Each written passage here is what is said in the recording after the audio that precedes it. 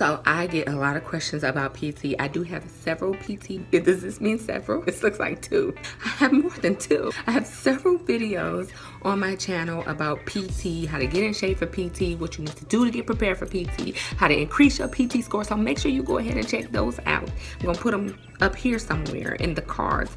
But I want to talk to you about why you shouldn't go to basic training unprepared physically. It's a rare condition this day and age to read any good news on the newspaper page. And love and tradition of the grand design, some people say, is even harder to find.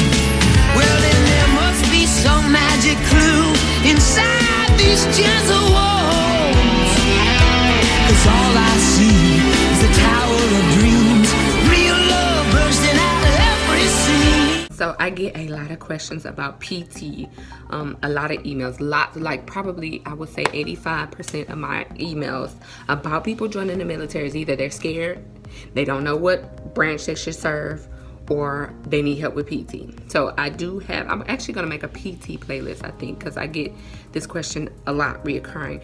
But what I do want to touch on is that you should not go to basic training unprepared physically. People ask me, well, should I wait to speak to a recruiter until I get in shape? Should I wait to do this? Should I wait to do that? No. If you have your mind set on joining the military, the day you say you want to join the military, that's the day you need to start working out. So, I wanted to talk to you all about why you shouldn't go to basic training unprepared physically, because basic training is going to literally shock your body. Like, that's what basic training do. It teaches you the basics of life-saving skills. And if you don't know, a big part of the military is physical fitness. That's why they're changing the whole PT test. So for the people that are joining between now and October, you will be taking what we call the old PT test, the APFT, the Army Physical Fitness Test. It is a test of your strength and endurance. So you need to start now. If you're somebody who is not physically fit, somebody who is not worked out, somebody who has no clue on what to do when they get into the gym or how to run, you need to start today. Like when you're watching this, today. Because the military, like I said, is always changing. It is always changing. And before, when I went through the military years ago, they had what's called like a fat camp, or like if you didn't pass, you might be able to get recycled one time. You had people that would work with you to help you pass.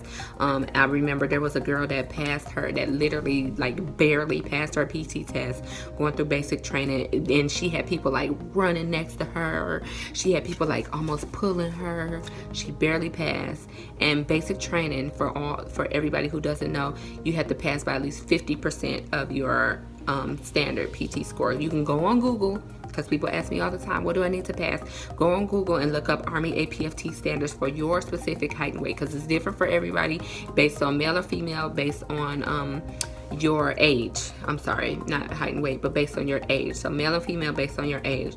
So the average 18 to 21 year old, that's like the average main category of people joining the military, are 18 to 21 for females. I believe you have to run your PT test in like 20 minutes. Not 20 minutes, 1950, somewhere around there. I don't know, because I've not been in that age category in a long time.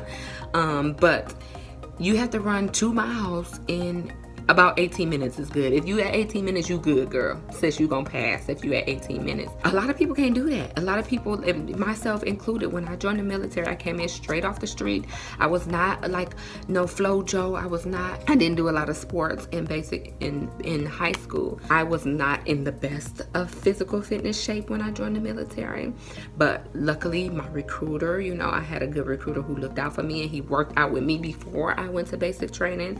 And he really helped me a lot. He really pushed me. He really motivated me. He really helped me and taught me what I needed to do to get myself prepared for basic training. So if you are speaking to a recruiter, if you're thinking about speaking to a recruiter, go in there and ask your recruiter to help you work out. Your recruiter knows the exact things that you're supposed to do, because they want you to pass. They want you to be able to join the military. They need to make their quota. If you're doing the things that you need to be doing in order to help you pass MEPS and pass basic training, that's going to help them in their numbers. So go in there, ask your recruiter to help you. Ask your recruiter to show you how to do the proper push-up, how to do a proper sit-up, how to run with you, how to help you drop weight if you need to lose weight. There are people who DM me, I need to gain weight. Your recruiter can help you do all those things, because trust me, they want you to pass MEPS and to join the military. So you need to be doing those things from day one. Do not wait, sis. Don't wait until you are in basic training day one to be like, oh, I'm finna get my fitness life right. No, at that point it's too late. Now, if you are one of those people and you watching this video super duper late and you about to leave for basic training like tomorrow, when you get into basic training, use every opportunity that you can to become physically fit. When I say you need to be knocking them push-ups out at nighttime in front of your bunk, when you at reception with your battle buddies, you need to be knocking them out. When y'all get smoked, when you get off that bus and that shark attack hits you and y'all get smoked, do them push-ups right, do them correctly. Try to do it more than you did the last time to help increase, because every little chance that you can get to do push-ups is going to really help you in your overall PT score. And at the end of basic training, you take a final PT test, and that test will determine if you are going to graduate or not, if you're going to pass basic training or not, and go on to AIT and then go on to join the actual military. So before at the beginning of the basic training, you take a small PT test. It's a 1-1-1. You do 1 mile run, 1 minute of push-ups, 1 minute of sit-ups, and then by the end of basic training, you do the 2-2-2. 2 mile run, 2 minutes of push-ups, 2 minutes of sit-ups, and you should see a vast improvement from the time that you came into basic training from the time that you leave. You will see it because they will work with you, but you don't want to wait until basic training to start getting yourself prepared. Like I go check out my playlist, y'all. I'm not playing. I'm dead serious. Check out my playlist if you want to learn how to run, if you want to learn how to increase your PT score. If you need to drop weight, you need to start cutting carbs, basically, period. Because people ask me all the time, so what do I need? I need to lose like 40 pounds. Sis, I can't help you if you gotta lose 40 pounds and you leave next week, or you trying to go to MEPS next week. The only thing you need to do is cut out the sugars, cut out the carbs, the sugars, the pies, the cakes, the rice, the bread. Cut all that stuff out so that you can lose weight, so that you can start getting fit. And that's the stuff you want to do now before you leave for basic training, because you do not want to go to basic training not ready.